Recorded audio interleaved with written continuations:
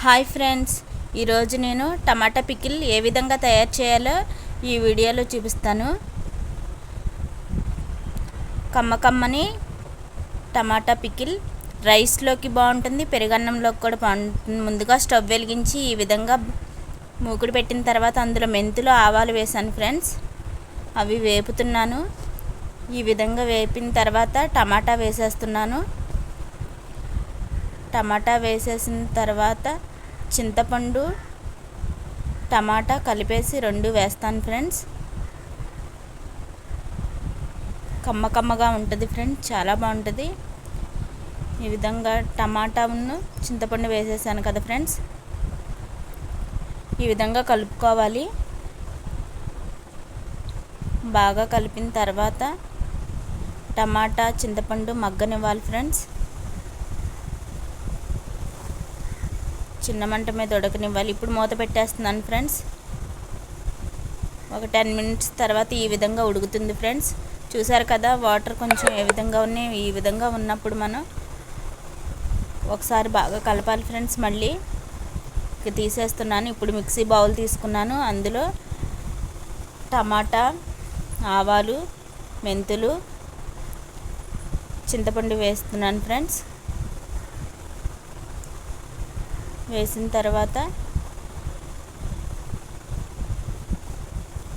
వెల్లుల్లి వేసాను ఫ్రెండ్స్. తర్వాత కారం కూడా వేస్తున్నాను. మీకు సరిపడినంత వేసుకోండి కారం. పసుపు వేస్తున్నాను.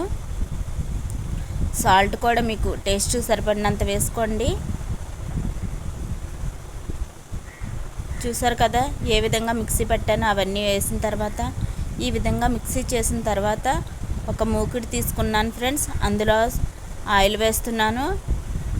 తర్వాత పచ్చిశనగపప్పు, మినపప్పు కూడా వేసాను. ఈ రెండింటిని వేపిన తర్వాత ఈ విధంగా వేపిన తర్వాత చూసారు కదా ఏ విధంగా వేపుతున్నాను. ఈ విధంగా కొంచెం కలర్ చేంజ్ అయిన తర్వాత ఎండుమిర్చి వేస్తున్నాను.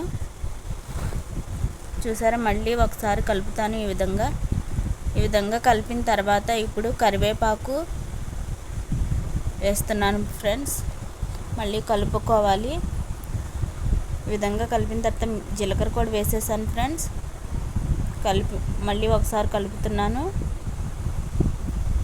చూసారు కదా అలాగ తాలింపు పెడుతుంటేనే మంచి స్మెల్ వచ్చేస్తుంది ఫ్రెండ్స్.